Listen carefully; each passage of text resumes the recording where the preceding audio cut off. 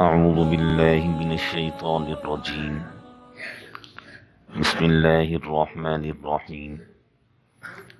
وهل أتاك نبأ الخصم إذ تسوروا المحراب إذ دخلوا على داود ففزع منهم قالوا لا تخف خصمان بغى بعضنا على بعض فاحكم بيننا بالحق ولا تشطط واهدنا إلى سواء الصراط. إن هذا أخي له 99 نعجة ولي نعجة واحدة فقال أكفلنيها وعزني في الخطاب. قال لقد ظلمك بسؤال نعجتك إلى نعاجه وإن كثيرا من الخلطاء ليبغي بعضهم على بعض إلا الذين آمنوا وعملوا الصالحات وقليل ما هم. وظن داود أنما فتناه فاستغفر ربه وخر راكعا وأناب فغفرنا له ذلك وإن له عندنا لزلفى وحسن مآب. سورہ صاد کی آیات نمبر 21، 22، 23، 24 اور آیت نمبر 25 تلاوت ہوئی ہے۔ کل جو آیات کریمہ تلاوت ہوئی تھی ان میں اللہ جل شانہ نے حضرت داؤد علیہ السلام کا ذکر فرمایا اور حضرت داؤد علیہ السلام کے بارے میں فرمایا وشددنا ملکہ، ہم نے ان کی سلطنت کو بڑا استحکام بخشا، وآتیناہ الحکمہ، حکمت اور دانائی ہم نے انہیں عطا کی، وفصل الخطاب، اور فیصلہ سازی کا علم ہم نے انہیں عطا کیا کہ وہ بہترین فیصلہ کیا کرتے تھے۔ اور آپ کی سلطنت ایسی، سخرنا الجبال معہ، پہاڑوں کو آپ کے حکم کے تابع کر دیا گیا، والطیر محشورہ، اڑنے والے پرندے آپ کے حکم کے ماتحت، وَأَلَنَّا لَهُ الْحَدِيدَ، لوہا آپ کے ہاتھ میں نرم۔ اتنی زبردست سلطنت اور قوت اور شان اللہ نے عطا فرمائی۔ آپ صلی اللہ علیہ وسلم سے کہا جا رہا ہے وَهَلْ أَتَاكَ نَبَأُ الْخَصْمِ، کہ اس جھگڑے کا، اس فیصلے کی بھی کچھ خبر ہے آپ کو جو داؤد علیہ السلام نے کیا تھا۔ وَهَلْ أَتَاكَ نَبَأُ الْخَصْمِ، کیا آپ کو معلوم ہے کہ وہ کیا فیصلہ ہوا تھا؟ پھر اللہ تعالیٰ فرماتے ہیں اِذْ تَسَوَّرُوا الْمِحْرَابَ، کہ جب کہ دو آدمی دیوار پھلان کر داؤد علیہ السلام کی اس جگہ پر پہنچ گئے جہاں آپ عبادت کیا کرتے تھے۔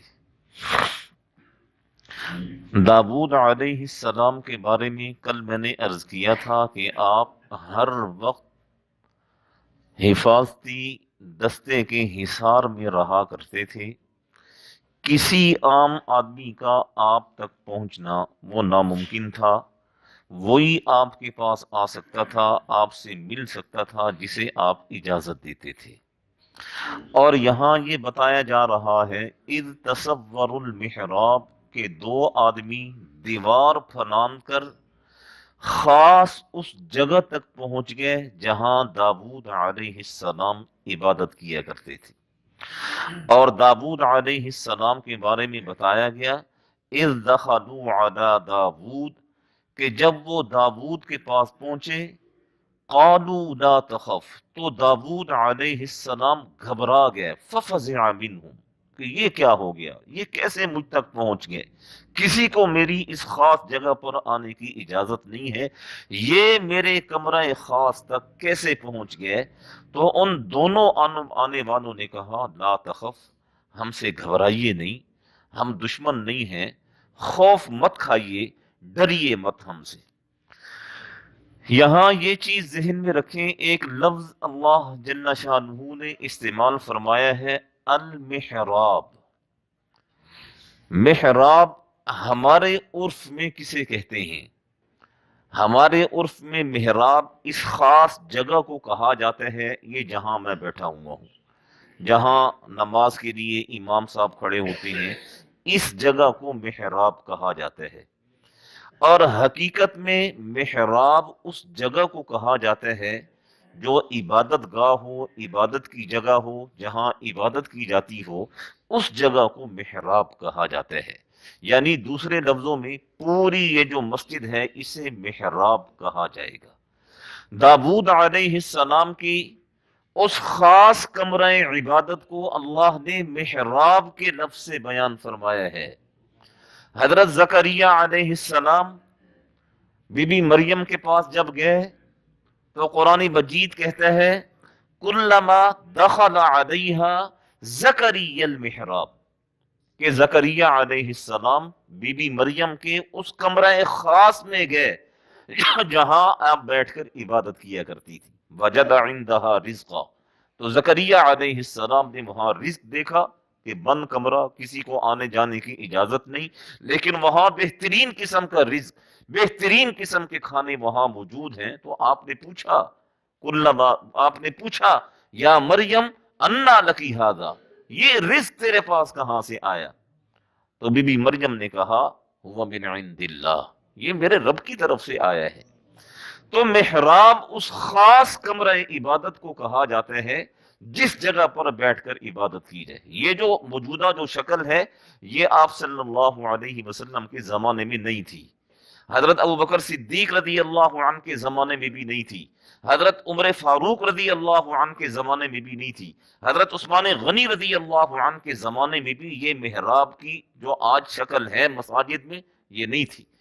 یہ تو حضرت عمر رضی اللہ عنہ کو مسجد میں شہید کیا گیا، حضرت عثمان غنی رضی اللہ عنہ پر مسجد میں حملہ کیا گیا، امیر المؤمنین حضرت علی بن ابی طالب رضی اللہ عنہ مسجد میں شہید کیے گئے، حضرت امیر معاویہ رضی اللہ عنہ پر مسجد میں حملے کا پروگرام بنا تو یہ حضرت امیر معاویہ رضی اللہ عنہ نے یہ محراب کی یہ موجودہ صورت بنائی ہے تاکہ امام جب کھڑا ہو تو امام ہر طرف سے محفوظ ہو کر کھڑا ہو، اسے کسی قسم کے دشمن کا خطرہ نہ ہو۔ یہ شکل آپ صلی اللہ علیہ وسلم کے زمانے میں نہیں تھی، جو محراب کی موجودہ شکل آج ہمارے ہاں ہر مسجد کا ایک لازمی حصہ ہے اور ہر مسجد کے اندر ہوا کرتا ہے۔ تو داؤد علیہ السلام اپنے کمرے خاص میں بیٹھ کر عبادت کر رہے تھے کہ دو نوجوان وہاں آئے اور انہوں نے داؤد علیہ السلام سے کہا لا تخف، کسی قسم کا آپ خوف مت کیجئے، ہم دشمن نہیں ہیں یا ہم آپ کو نقصان پہنچانے کے لیے نہیں آئے ہیں، بات یہ ہے خصمان بغا بعضنا علی بعض، ہم دونوں فریق ہیں اور ہمارا ایک بات پر جھگڑا ہے، فاحکم بیننا بالحق، آپ ہمارے درمیان عدل اور انصاف کے ساتھ فیصلہ فرما دیں، ولا تشتت وحدینا ولا تشتت، اور ہم میں سے کسی پر آپ زیادتی نہ کریں، نا انصافی نہ کریں، وحدینا الی سواء الصراط، اور ہمیں سیدھے راستے پر رکھیں، سیدھے راستے پر ہمیں چلائیں اور صحیح فیصلہ آپ کر دیں۔ حضرت داؤد علیہ السلام نے، اب اس کو ذرا غور سے سنیے گا، اور یہ ایسا واقعہ ہے انسان کے دماغ کی ساری کھڑکیاں کھولنے کے لیے کافی ہے۔ یاد رکھیں ہماری شریعت میں چونکہ، چنانچہ، کیوں، ہاں، نہیں، اس کا کوئی وجود نہیں ہے۔ ہماری شریعت میں آمنا وصدقنا، بس جو سمجھ میں آئے مانو، نہ سمجھ میں آئے پھر بھی مانو۔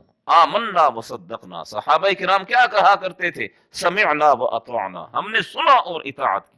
چونکہ، چنانچہ کیا مانا ہے؟ کیوں، کیسے؟ یہ ہماری شریعت میں نہیں ہے۔ کیوں کہ صحابہ کرام کو اس چیز سے منع کیا گیا۔ بڑے قرآن مجید لا تسألوا عن اشیاء ان تبد لکم تسؤکم، جن چیزوں کو اللہ نے مخفی رکھا ہے انہیں مخفی رہنے دو، مت ان کے بارے میں سوال کرو۔ زیادہ سوالات کرنے سے صحابہ کرام کو روکا گیا، اور یہ فیصلہ جو آپ سنیں گے آپ حیران ہو جائیں گے کہ یہ کوئی فیصلہ ہے کہ جسے اللہ نے قرآن کا حصہ بنایا ہے۔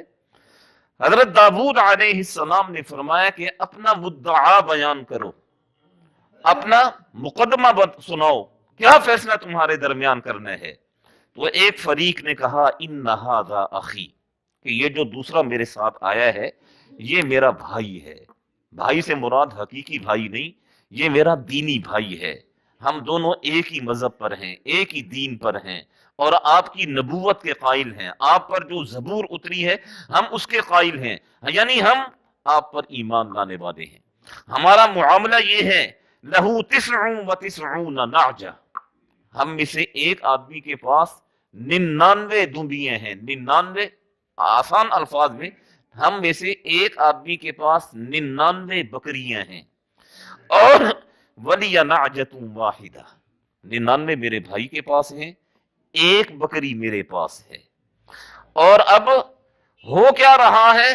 فقال اکفلنیها وعزنی فی الخطاب، جس کے پاس 99 ہیں وہ مجھے کہہ رہا ہے کہ یہ اپنی ایک بکری یہ بھی مجھے دے دے، اکفلنیہا، یہ بھی میری بکریوں کے ساتھ ملا دے، وعزنی فی الخطاب، وعزنی فی الخطاب، وعزنی فی الخطاب، اور وہ ایسا باتونی آدمی ہے کہ اس نے مجھے لاجواب کر کے رکھ دیا ہے، میں اس کے سامنے زبان نہیں کھول سکتا ہوں، میں اس کے سامنے کچھ کہہ نہیں سکتا ہوں، وہ ایسا ذی اثر آدمی ہے اور بولنے والا آدمی ہے، باتوں ہی باتوں میں اس نے مجھے ہرا دیا ہے۔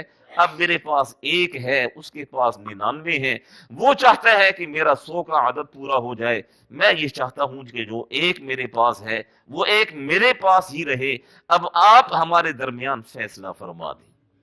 اب ذرا اس چیز کو سمجھیے گا، کیا یہ بھی کوئی مقدمہ ہے؟ یہ کوئی مقدمہ ہے کہ ایک آدمی کے پاس 99 ہیں اور جس کے پاس ایک ہے وہ 99 والا اس سے وہ ایک بھی لے رہا ہے؟ یہ کوئی مقدمہ نہیں ہے۔ یہ تو کسی پاگل کے پاس بھی اگر چلے جائیں گے تو وہ بھی کہے گا کہ یہ 99 والا زیادتی کر رہا ہے۔ یہاں اللہ کے پیغمبر کے پاس یہ قصہ کیوں لایا گیا؟ اللہ کے پیغمبر کے پاس یہ واقعہ کیوں لایا گیا؟ یہ مقدمہ کیوں اللہ کے پیغمبر کی بارگاہ میں آیا؟ حضرت داؤد علیہ السلام نے فرمایا ظلمک بسؤال نعجتک الی نعاج، کہ جو تم سے اب ایک بکری لینے کا بھی سوال کر رہا ہے وہ ظلم کر رہا ہے تمہارے ساتھ۔ وَإِنَّ كَثِيرًا مِنَ الْخُلَطَاءِ، اور سمجھو اس بات کو کہ اکثر جو شریک ہوا کرتے ہیں آج کل کی زبان میں، اکثر جو پارٹنر ہوا کرتے ہیں، لَيَبْغِي بَعْضُهُمْ عَلَى بَعْضٍ، وہ ایک دوسرے پر ظلم اور زیادتی کرتے ہیں، ایک دوسرے کا مال لینے کی کوشش کرتے ہیں، ایک دوسرے کو نقصان پہنچانے کی کوشش کرتے ہیں۔ پھر آپ نے فرمایا الا الذین آمنوا، ہاں مگر وہ لوگ جو ایمان لائے، نیک اعمال کیے، وقلیل ما هم، بہت تھوڑے ان میں سے ایسے ہوتے ہیں جو اپنے پارٹنر کے ساتھ، اپنے شریک کے ساتھ صحیح چلتے ہیں اور ان کا کسی قسم کا حق نہیں مارتے ہیں۔ اب اللہ فرماتے ہیں وَظَنَّ داؤد علیہ السلام کے ذہن میں یہ چیز آئی کہ دیکھنے میں تو یہ کوئی مقدمہ نہیں ہے، پھر آپ فوراً متنبہ ہوئے انما فتنہ، کہ اللہ تعالیٰ نے آپ کو آزمائش میں ڈالا ہے، اللہ تعالیٰ نے آپ سے امتحان لیا ہے۔ فاستغفر ربہ، آپ فوراً اپنے رب کی طرف متوجہ ہوئے، وخر راکعا واناب، اور سجدے میں گر پڑے۔ فغفرنا لہ ذلک، ہم نے داؤد علیہ السلام کا سجدے میں گرنا قبول کر لیا۔ وَإِنَّ لَهُ عِندَنَا لَزُلْفَىٰ وَحُسْنَ مَآب، اور داؤد ہمارے سامنے بڑے بہترین مرتبے اور مقام والے انسان تھے۔ اس میں اب یہ چیز سمجھنی ہے کہ اللہ جل شانہ نے داؤد علیہ السلام سے کیا امتحان لیا تھا، کون سی آزمائش آپ کے اوپر آئی تھی، کون سا فتنہ آپ کے اوپر آیا تھا کہ آپ فوراً متنبہ ہو گئے کہ یہ تو اللہ کی آزمائش ہے۔ بظاہر دیکھنے میں مقدمہ یہ تو کچھ معنی نہیں رکھتا ہے، یہ تو اندھے کو بھی پتہ ہے کہ جس کے پاس 99 ہیں، وہ جس کے پاس ایک ہے وہ 99 والا اس ایک والے سے ایک لے کر اس کے اوپر ظلم کا پہاڑ توڑ رہا ہے، یہ تو کوئی مقدمہ نہیں ہے۔ اصل جو یہاں اللہ نے بتایا ہے وہ آزمائش، داؤد علیہ السلام پر آزمائش، اور وہ آزمائش تھی کیا؟ کون سی آزمائش تھی؟ علماء کرام نے لکھا ہے اللہ جل شانہ نے اس بارے میں کسی بات کی طرف بھی اشارہ نہیں فرمایا۔ یہ آپ نے آیات سنی ہے، ترجمہ سنا ہے، صرف اتنا ذکر ہے کہ داؤد علیہ السلام متنبہ ہو گئے کہ اللہ کی طرف سے آزمائش ہے۔ وہ آزمائش کیا تھی، کیسی آزمائش تھی، کون سی آزمائش تھی، اللہ نے اس چیز کو مخفی رکھا ہے۔ اور اصول یہ ہے ابہموا ما ابہمہ اللہ، جس چیز کو اللہ نے مخفی رکھا ہو بس پھر اس کے پیچھے نہ پڑو، پھر اسے چھوڑ دو، اس لیے کہ اللہ کی مشیت یہی ہے کہ وہ چیز پوشیدہ رہے، وہ چیز مخفی رہے۔ داؤد علیہ السلام سے کون سا امتحان دیا گیا اسے اللہ نے کہیں بھی بیان نہیں فرمایا، اور احادیث مبارکہ بھی خاموش ہیں۔